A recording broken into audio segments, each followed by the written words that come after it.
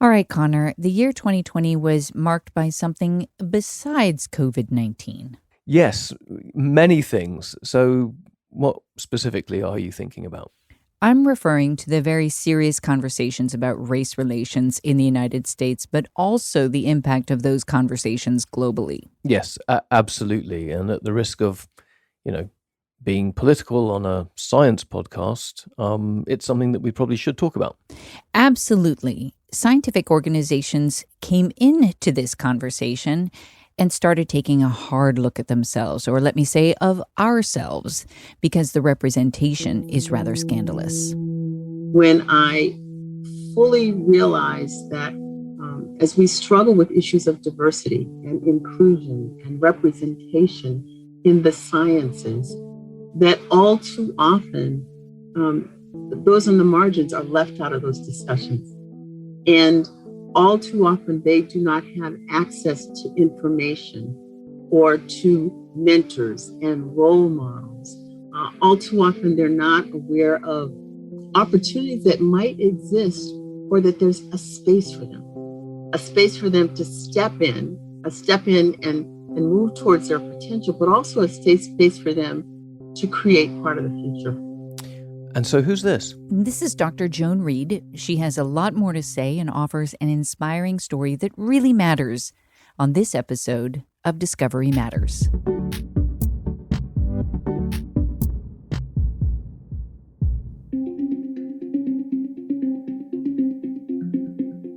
My story, I came to a time when all the books I read were about women, and they were about women nurses. So I had never heard about a woman being a doctor. And so I came through at a time when there was Marcus Welby. We can't risk serious respiratory development. Yeah, I know.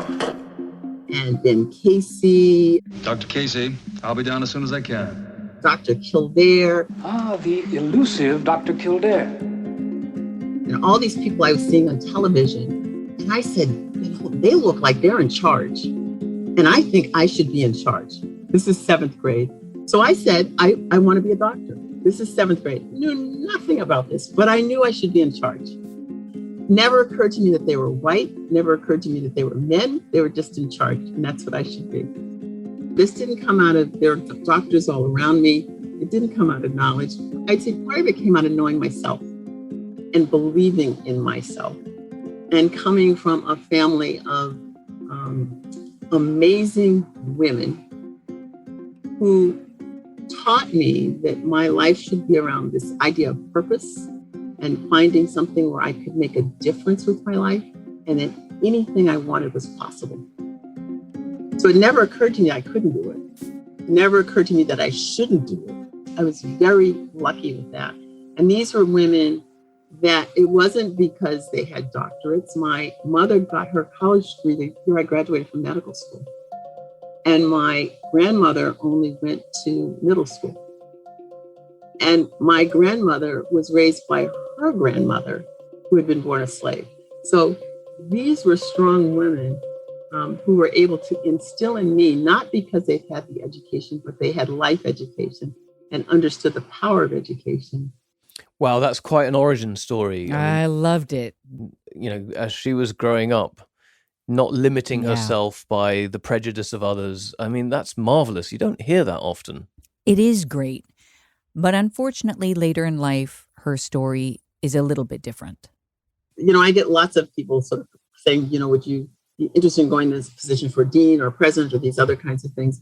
I had someone go so far in one of these, and I said, no, I'm not really interested. I like what I'm doing now. Could I just put your name in? Because I need some Black names here. When you're a person of color, that is not an unusual type thing. People aren't always bold enough to say it. So for me, do I take it seriously that somebody is really looking for diversity or going to give me an opportunity in the position? No. What you want is to have my picture there or my name there. All this stuff is playing through for kids. And then they look at our organizations and they say, wait a minute, there's nobody else that looks like me. I don't know if that's the place I want to be. Okay. So then how do you start to see people who look like me? And then for our companies, they'll say things to me like, well, I bring them in, but they don't stay. And I want to say, well, why should I stay? Nobody moves forward. Nobody advances. I don't, you know. And what you've asked is for me to come in your culture, but your culture is not accepting or modifying itself for the fact that it is a different culture because you have different people there. Okay, so what should we do? I'm gonna add here is that Dr. Reede said these things after we had actually concluded the interview, and she said, there is something that I haven't told you about, and you probably don't want to use it. And she told me this story, and I asked her, I said, can we please use it? Because I think that this is so important, and it is the crux of you cannot take this issue lightly, and it is not a Band-Aid solution. You have to think differently and change behavior in order to be part of the solution. And so I know it's a long-term effort that has to be done over many, many years, but where do we start? Well, one thing that Dr. Reede has done is she became the founder of the BSCP, the Biomedical Science Careers Program.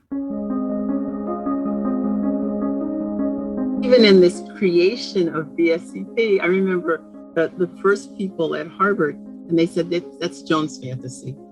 Don't even call it a name. It's a fantasy. You can't create it. You're going to create something that's going to identify these kids all over the place who are going to be bright and motivated, and you're going to bring them together. You're going to match them with mentors and advisors, and you're going to help them move forward in their careers. There's no way you can do that. Well, now almost 14,000 people have come through BSCP from over 35 states and from multiple countries. And it continues to grow, and it continues to have the understanding that I talked about from the beginning, but also this realization that as the environment and the society, as the needs change, the organization needs to change. Since 1991, when BSCP began its programs and started its student conferences, more than 13,000 minority students and 1,200 postdoctoral trainees and junior faculty members from underrepresented backgrounds have participated in the BSCP programs. And these individuals are then able to go to institutions across 39 states in the United States, as well as in Mexico, Brazil, and Australia, thanks to the help of the BSCP. That is seriously impressive. So clearly BSCP are starting to help make those changes that we want to see, both within society and the environment. Exactly. And when you think about learning and inclusiveness, this situation is even more acute with the impact of the COVID pandemic. There are two different kinds of things that happen. So many students were discouraged. It's, do I even apply to college? Do I even apply to medical or graduate school or this next level? And how do I go about it? And how do I get the information for my tests? So that's a very real obstacle if you think I can't even transition to the next level. And so we really expanded the offerings we had that reached thousands of students in terms of here's the new rules of the game, or here's what's going on with the testing, or here's the process, or here's how you do this, or for the high school kids, something for their parents, and this is what this means and how you navigate through this. I think an even greater need in this past year where there was so much uncertainty. And we're still seeing part of that uncertainty now about what do I do next in my career. So that's this one part. The other part that happened was how do we also hear what students are saying about real concrete needs? It's sort of like, this is wonderful, but I can't get IT access.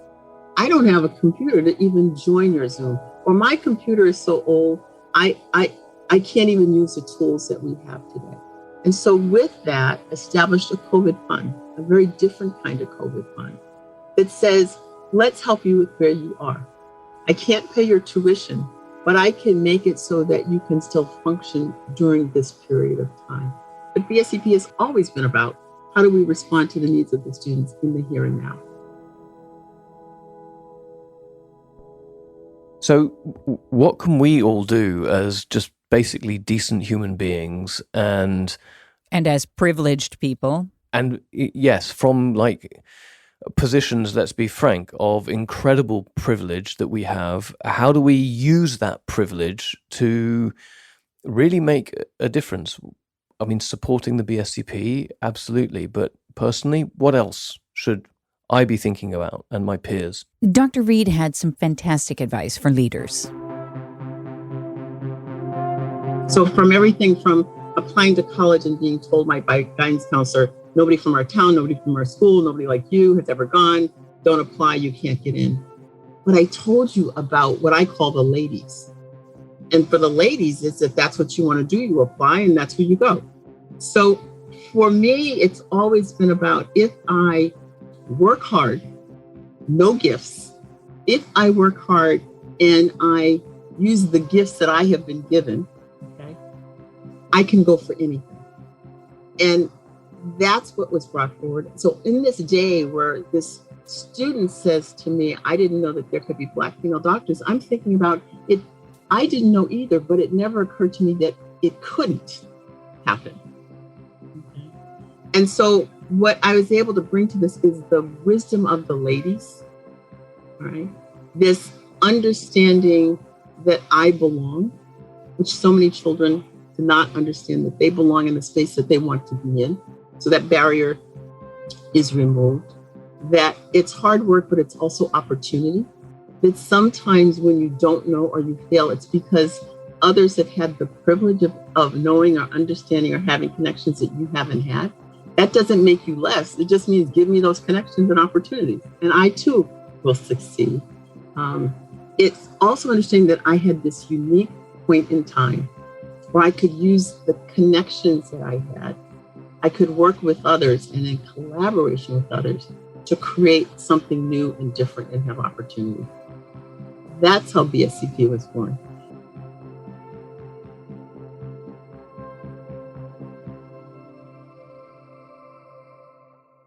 Wow, so BSCP really are taking on a lot of the leadership positions in community, especially around the pandemic. Yeah. And Conor, our company, Cytiva, we're all in. We've brought on 7 interns through BSCP, and they are working in various parts of our company. But neither we nor BSCP will stop there. I asked Dr. Reede how she'd like to see the future of science and the progression towards greater inclusivity in the science industry. Here's what she had to say about that. When we talk about the underrepresentation of certain groups in the sciences, and here you might think of it in the STEM, the technology, the engineering, the mathematics, really across the board, the fields of biomedical sciences, which is what BSCP is about. It is not new. And as we see these demographic shifts in our country, that disparity in terms of representation is only going to grow if we don't address it. So if we looked at, say, children under 18 today in our country, where 36% are students of color, Black, Hispanic, Native American, Asian, et cetera. If we look out towards 2060, we're looking at 64% being students of color. So when we start to talk about who are going to be the nurses and the doctors and the dentists, who are going to be the researchers and the technicians and the engineers of tomorrow, they're going to increasingly be drawn from these youth of color. This is not a matter of, this is a nice thing to do. This is about viability of our enterprise as we move into the future. So if we look at our conference, and BSCP conference, where there's over 1,000 students from across the country, and there may be 250 advisors. The last conference, over 50 of those advisors had been BSCP students, and now they're doctors and scientists. Some are their own CEOs and entrepreneurs and have started their own companies. So yeah, I want them to lead in the future. I'm not going to be here. I want them to be prepared to continue to move this forward. So that's just an amazing legacy that she's planning on leaving behind when she, I suppose, retires. I know. I mean, leave it to a strong woman who knew she wanted to be a boss. Exactly. That's pretty much my philosophy in life. Listen to the women. Yes. The BSCP has really changed the game. And this youth of color that Dr. Reede is talking about really shows the vast bank of talent and future leaders that are available to the sciences. So she's created something extremely powerful, and it's, she's encouraging future leaders and not gatekeeping. This is very hopeful. Yeah, it really does feel hopeful. But there's obviously still a long, long way to go, right? So people like Dr. Reede, organizations like BSCP, taking responsibility to educate ourselves. There's a moral imperative here, right? I think to use the capital that we have in our privilege to make room and support marginalized communities and bring them in so that the life sciences sector is representative of the whole of humanity. Exactly. So at the end of this episode of Discovery Matters, we have a call out to you who are listening. Please take action. Please take the advice of Dr. Reede and support the BSCP if you can. And other organizations that might be doing similar work wherever you might be. Yeah. And thank you for listening.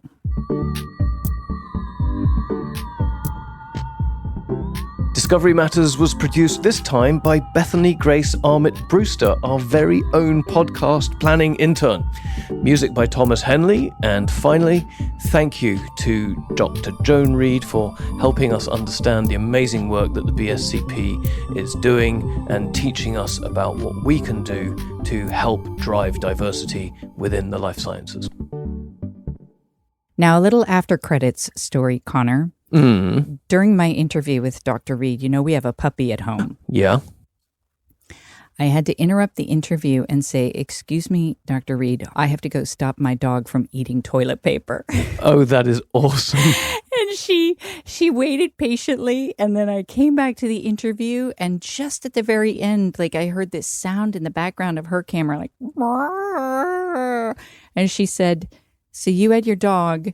Excuse me now, those are my cats." Oh, that is brilliant. That's brilliant. She's a cat lady.